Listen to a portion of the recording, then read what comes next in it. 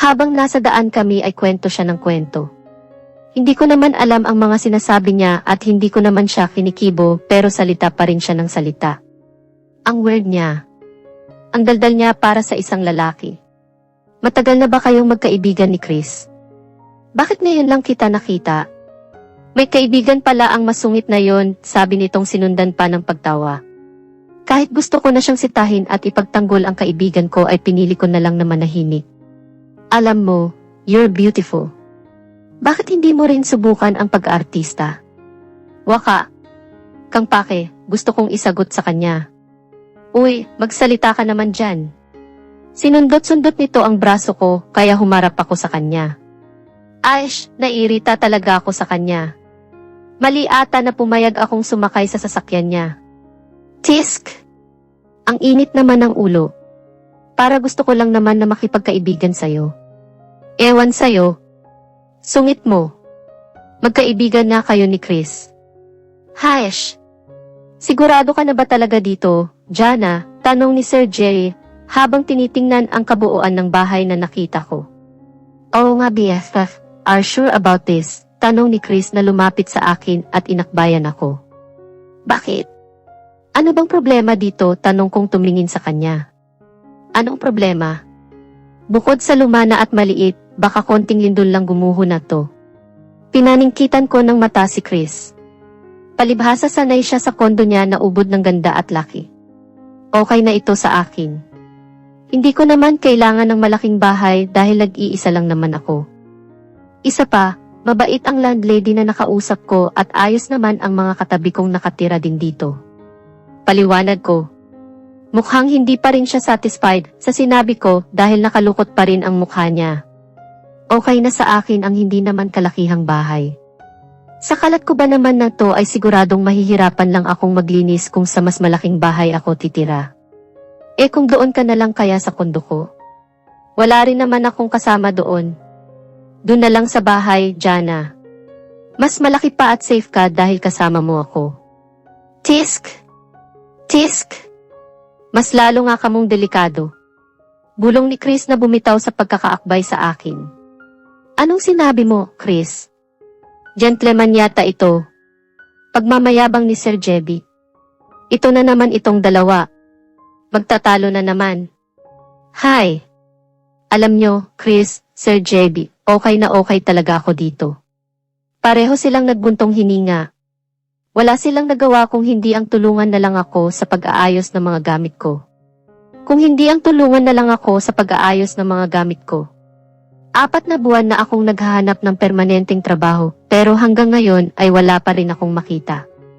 Namamasukan lang ako bilang part-timer sa iba't ibang convenience store at kung minsan ay sumasidline ako sa pelikulang ginagawa ni Chris o maging sa commercial ay isinasama niya rin ako. Hi! Kailangan ko nang makahanap ng trabaho dahil malaki-laki na rin ang nagagalaw ko sa perang ibinayad sa akin ni. Hi! Hindi kasi kumakasya ang sinasahod ko sa mga gastusin dahil ipinasya kong ipagpatuloy ang pag-aaral para naman makahanap ako ng maganda-gandang trabaho. Kamusta na kaya ang anak ko? Hindi kaya niya ako hinahanap. Baka naman palagi siyang umiiyak. Ipinilig ko ang ulo ko. Hindi ko kailangan maging mahina ngayon. Kailangan kong isang tabi muna ang pag-iisip sa kanila dahil kailangan kong maging malakas. Jana! Jana, rinig ko mula sa labas. Tatayo pa lang sana ako nang iniluwa mula sa pintuan si Chris na mukhang natataranta. Jana, may naghahanap sa'yo, sabi nito nang makita ako. Bigla naman akong kinabahan at parang umakyat lahat ng dugo ko sa ulo. Naghahanap?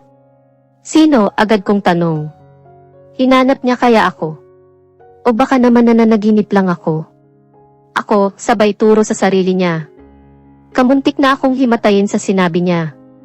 Bakit ba ako umaasa? Ano ka ba naman, Chris? Huwag mo nga akong binibiro ng ganyan, naupo ako sa upuan at pinakalma ang sarili. Bakit? May iba pa bang maghahanap sa'yo? Sabi nito habang papalapit sa akin. Akala ko lang naman. Wala. Sagot ko. Hinawakan niya ang magkabilang pisngi ko at kinurot ito. Aaray ko, reklamo ko. Binitawan naman niya ang mukha ko at saka ngumiti ng maluwang. Grabe talaga ang kamandag mo, friend. Manang-mana ka talaga sa akin. Sabi nitong hinampas naman ako sa braso. Ouch! Nakakarami ka na ha, babala ko sa kanya. Violenting tigre. What do you want to hear first, bad news or good news, tanong nito. Nangunot ang noo ko dahil hindi ko alam ang pinagsasabi niya. Ano na? Spill it, Chris. Ano ang gusto mo, bad news or good news? Kahit alin sa dalawa. Guys. Sige na nga. Humila siya ng upuan at umupo paharap sa akin na seryoso ang mukha. I'll tell you the good news first. Remember Miss G? Yung direktor na pinakilala mo sa akin noon. O bakit? She wants you lang naman para sa next movie na gagawin niya. Naghahanap kasi siya ng fresh actresses dahil pagod na daw siya sa pagtataray ko sa set. And pabitin naman. Meaning, ikaw ang kukunin niya, ano ka ba? Hindi ka ba masaya? Hindi ba pangarap mo ang maging artista? Pero, bakit ako? Guys, tama ng tanong, pwede ba? Maybe she sees your potential, though. Kaya nga kita sinasama sa mga lakad ko dahil hinihintay kong may makadiscover sa'yo, dahil alam kong magaling ka. And this is it. Grab na friend, tuwang sabi niya. Alam kong maganda ako pero talaga bang ganun? Once na makitaan ka ng potential, kukunin ka na kaagad? Hindi ka ba confident? Ano ka ba? Parang hindi ikaw yung kilala ko na Jana na palaban ah. Ano kasi? Anong kasi? Ang kilala kong Jana, gagawin lahat para sa pangarap niya. Lumalaban kahit minsan nagpapaapi, napangiti ako sa sinabi niya. Loka-loka talaga. Yan, ganyan nga, smile ka lang. But wait, huwag ka muna palang umiti dyan dahil may bad news pa na pasimangot ako. Bakit pa palaging kadikit ng good news ang bad news and vice versa? The bad news is, makakatrabaho mo ang mayabang at aroganteng si David Hilero. Nakakainis. Sa dinami-dami ng pwede mong makatambal yung pervert pa na yun. Kung hindi lang ito ang magiging break mo, hindi kita papayagan. Hayes naku. Nakakashbi. David? Si David, tanong ko. As in si David. Yeah. Kilala mo siya. Actually, Chris, naging mag-friends kami. Tiningnan niya ako ng parang hindi makapaniwala. What? Ano? Paanong? I cut her at ikinwento sa kanya kung paano kami naging magkaibigan ni David. Si David na nakilala ko nung sinama ko ni Chris sa pictorial niya at si David na pineste ako. Actually, hindi naman ganun kayabang. Arogante at ka-pervert si David tulad ng sinasabi ni Chris. Babait naman siya kung kikilalanin mo lang mabuti, kaya lang medyo may pagkahangin nga talaga at pagkapresko. Ikinuwento ko rin kay Chris na kaming dalawa ni David ang nakahanap dito sa bahay ko dahil sa pagsunod niya sa akin at dahil na rin sa kakulitan ng taong yon. At dahil doon ay nakita ko ang isang side ni David na kuripot na ways. Hindi rin siya maarte tulad ng ibang lalaki. Siya nga ang nag-suggest na huwag ko nang iparenovate ang bahay dahil okay pa naman daw at mukhang matibay pa. Masasayang lang daw ang pera ko, ibili ko na lang daw ng ibang gamit o kaya pagkain. At kahit na maliit, mukhang komportable naman daw. Every Saturday nagpupunta siya dito para dumalaw. Minsan naman inaaya niya akong kumain sa labas dahil nabuboard na daw siya sa buhay niya. Hindi sa mamahaling restaurant kami nagpupunta kundi sakali lang. Mas gusto niyang kumain ng mga kwek-kwek at uminom ng sago kaysa sa kung anong masasarap na pagkain. Kakaiba, diba? I can't believe it, Jans. Hindi ako naniniwala sa mga sinasabi mo dahil wala nang gamot sa taong yon, bulalas niya. Alam mo, Chris, kahit ikaw ay wala ng lunas dyan sa katarayan mo. Ang nakikita mo lang kasi sa kanya ay puro negative kaya kaganyan sa kanya. Pero sabi ko nga, kung kikilalanin mo siya, malamang baka ipagpalit mo pa ako sa kanya bilang best friend mo dahil pareho kayong may toyo. Grabe ka ha. Basta, ayaw ko pa rin sa unggoy na yon, inis na sabi niya at naghalukit-hit. Sinong unggoy? Pareho kaming napalingon sa taong nagsalita. Tall, white, and handsome na may dalang kwek-kwek at sago habang ngumunguya pa. Nakakatawa ang itsura ni David. Akala mo hindi sikat kung umasta. Alam kaya ito ng mga fans niya? Pero bakit siya naligaw dito? First day pa lang Hash, si Chris na tumayo at naglakad papuntang pintuan. Nang masalubong nito si David at binunggo pa niya ito kaya natapon ang sago na hawak niya sa sahig. Aish! Hoy, palitan mo tong sago ko, sigaw naman nung isa habang namumula ang tenga. Si Chris naman ay saglit na nilingon siya at tinaasan ng kilay sa katuluyang umalis. Natatawa na lang ako sa kanilang dalawa. Kapag nagtagpo, war na agad. Pero sana naman magkasundo sila dahil pareho ko naman silang kaibigan. Silang tatlo ni na Sir Jerry, Chris at David. Someone's POV. Simula nang makilala ko ang unang taong nagpatibok ng puso ko, araw-araw kong ipinagdarasal na sana naman mapansin niya ako. Na sana tubuan siya ng kahit konting kabaitan sa katawan dahil utang na loob, hindi ko na alam ang gagawin ko sa kanya. Palagi na lang siyang galit sa mundo. Hindi ko alam kung anong nakaraan niya, kung bakit ganito katigas at walang pakiramdam ang taong ito. Pero malakas ang pakiramdam ko, mababago ko rin siya. Sir Arvin, makakauwi po ba kayo ngayon? Huminto siya palabas ng pintuan. Sa gulat ko dahil sa lakas ng pagsara niya ng pintuan ay napatulala na lang ako. Sabi ko nga, dapat hindi na ako nagtanong. Hindi pa ako nasanay. Nagsasalita lang naman siya kapag may tatanungin siya tungkol sa anak niya or tuwing makikipag-usap siya dito. 2 years ago nang makilala ko si Sir Arvin. Bago ako namasukan sa kanya ay nagpa-part-time job ako kung saan-saan sa Korea.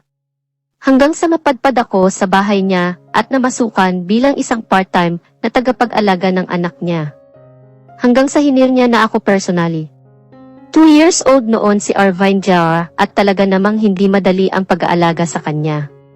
Gusto ko sanang tanungin kung nasaan ang ina ng bata hindi ko magawa dahil hindi naman ako nagkakaroon ng pagkakataon. Ang lamig-lamig kasi ng pakikitungo nito at palaging mainit ang ulo, kaya nanahimik na lang ako at hindi na nagtanong pa. Habang nagtatagal ako sa bahay na ito, unti-unting lumalalim ang sikretong pagtingin ko sa kanya. Hindi ko nga alam kung bakit o ano ang nagustuhan ko sa kanya, pero mabuti na lang at gwapo siya. Napapagtiisan ko ang ugali niya. Kahit na mapait pa siya sa ampalaya. Ate, saan ang daddy ko? Nilingon ko ang alaga ko ngayon ay 4 na taon na. Mukha nga siyang hindi 4 years old. Kung magsalita kasi ay parang matanda na. Marunong ng mga tuwiran pero kahit kailan ay hindi nagsinungaling. Hindi siya tinuruan masyado ng hangul dahil na rin sa utos ni Sir Arvin. Hindi naman niya sinabi kung bakit samantalang ito ang lengguwahe dito. Paano matututong makipag-communicate ang bata sa mga kalaro niya? Baby, nag-work na si daddy. Kain ka na ng breakfast? At patted her head at saka kinurot sa pisngi. Ang cute kasi. Don't do that anymore, 8. And don't call me baby. I'm not baby anymore. I'm a grown-up man now. You see, natawa ako sa inasta nito na ipinakita ang muscle niya kunwari. Yeah, little Arvin. Let's go and eat your breakfast, okay? He nodded. Then after that, can I play outside? Tanong nitong nagpupi-ayos pa. Timmy, Bob, I mean, little Arvin. I smile pero sumimangot na naman siya. Don't call me that too. Sabi niyang nagpout while he crosses his arm. What? Little Arvin? Yeah. Ate, ginulo ko ang buhok niya. Nakakatuwa siyang bata, ang bibo at full of life. Palagi siyang masigla kahit na ang kalaro lang niya ay palaging ako. Masunurin din siyang bata dahil isang sabi lang ng daddy niya sumusunod siya kaagad. Pero may time na napapaisip ako, sino nga kaya ang mommy niya? Nasaan kaya siya? Bakit niya nagawang iwan ang anak niya? Is she dead? Is she in heaven? Aish! Nakakaloka. Chris, Kilvey. So far, so good. Habang pinapanood ko sa big screen ang BF ko, talaga namang taas no ako at kulang na lang ay dikitan ko ang magandang noo ko nang ako ang best friend niyang pinapanood niyo. Di ko akalain na malalampasan pa niya ang narating ko. Well, deserve naman niya dahil talagang napaka-dedicated niya pagdating sa trabaho. Unlike me, palakaibigan siya at yun ay isang point na wala ako. Hindi naman sa masama ang ugali ko. Jana is enough for me. Siya lang ang gusto kong maging kaibigan. Ito na ang pang-5 movie niya na very successful na siya ang bida at talaga namang minahal ng madla. Gusto ko mang masuka pero it started nang makatambal niya ang kinabubisitan kong lalaki hanggang ngayon na si David. I don't know, why I hate him. I just hate him. Congratulations, BFF. Let's celebrate, I said nang makita ko siya sa backstage. She smiled widely to hug me. Thanks, BFF. She replied. Kayo lang dalawa ang magse-celebrate, singit naman ni Jebi na manager na naming dalawa ngayon. Siyempre, kasama ka, masiglang sagot ni BFF. Paano ko, sabat naman ang papalapit ring si David. Hi, dapat pala binulungan ko na lang si Jana, para masulo ko naman siya. Palagi na lang kasing sumisingit ang dalawang ito sa mga lakad. Ni hindi na nga kami nakakapag-usap ng kaming dalawa lang. Aish! Hilig niyong umepal no, sabay talikod ko ay hinila ko na rin si Jana. Naramdaman kong nagpipigil ng tawa si Jana habang papunta kami ng van. Tuwang-tuwa ka, tanong ko, may pagkasarkastik. Tiningnan naman niya ako ng nakakaloko kaya pinagtaasan ko siya ng kilay. Wala. Tumawa siya ulit. Hanggang sa makasakay na kami ng van ay nahuhuli ko siyang sumulyap sa akin tapos biglang tatawa. Isa pang tingin mo, Jana Denise, dudukutin ko na yung mata mo. In a warning tone. Nasabi ko na bang yung second name na niya ang ginagamit niya? Mapa-off-cam man or on-cam? Jebi wants to use a screen name for her pero hindi siya pumayag. Pero ayaw rin niya na tawagin siyang Jana, ang gulo nga eh. Kaya Denise na lang ang tinatawag sa kanya. Okay lang naman dahil name naman niya talaga yon. Kaya lang nasanay na kasi ako na tawagin siyang Jana. But to her, when in time na natatawag ko siyang Jana natutulala siya saglit. Tinatanong ko siya about that pero ayaw naman niyang sabihin. Saan tayo? Your place, or Emma place? Napangiwi ako sa tanong niya. Oh God! Emma place na lang. Naiisip ko pa lang na tumambay sa bahay ng BF ko feeling ko magkakasakit na ako. Sa kalat ba naman ng bahay niya, ewan ko na lang. Mukhang pati langgam at ipis, may lagnat na ngayon. Ni ayaw naman niya kasing lumipat sa mas magandang lugar. Mas gusto niyang tumambay sa lungga niya. Palagi na lang ang dahilan niya, hindi naman daw siya madalas na nakakauwi. Dahil sa busy ng schedule, waste of money lang daw kung lilipat siya sa kondo. Sus! Parang siya naman ang magbabayad sagot naman ng company ang kondo na ibibigay sa kanya. Kaloka. Better komento ni boss manager Jebi. Mas masaya kung sa place mo, Denise. Singit naman ni asungot na David. Palagi na namin siyang kasama. Para siyang super glue kung dumikit sa BF ko. Pakiramdam ko tuloy, mukhang may gusto siya sa BF ko. Talaga, bago ba makasagot ang unggoy na nasa passenger seat sa harapan ko ay binatukan ko na ito at pasimpleng binulungan. Kapag hindi ka tumahimik dyan, ilalaglag kita ngayon din. Saka ginulo-gulo ang buhok nito at pinisil ang pisngi. Ouch! Sakit nun ha, reklamo nitong nag-asal bata. Inambaan ko siyang babatukan. Nang makita ko si Denise na nakatingin sa amin, ay binawi ko kaagad ang kamay ko at saka ngumiti. Emma place, okay guys, masiglang sumang-ayon naman si Gabi samantalang si David naman ay parang nalugi. Kaya sa Sage. We ordered a lot of foods and wine too. Siyempre kanya-kanya kaming kwento ni Jebi habang kain ng kain ang dalawang patay gutom. I mean, gutom lang. Denise, tiran mo naman ako ng steak. Nakadalawa ka na ah. Hoy, hindi ito kainan, inuman ito, inuman, saway ko sa dalawa. Hay, nakakahiya kung sa labas pa kami kakain kasama ang dalawang magkasundo pagdating sa pagkain. Now I know kung bakit napalapit si Denise kay David dahil pareho silang mahilig sa pagkain. Pabayaan mo na sila. Ooy, sa akin yan, pati ang steak ni Jeb hindi nakaligtas sa dalawa. Habang busy sila, pasimple kong kinain kaagad ang steak ko. Gutom ako at ayaw kong agawin nila ang paborito kong steak.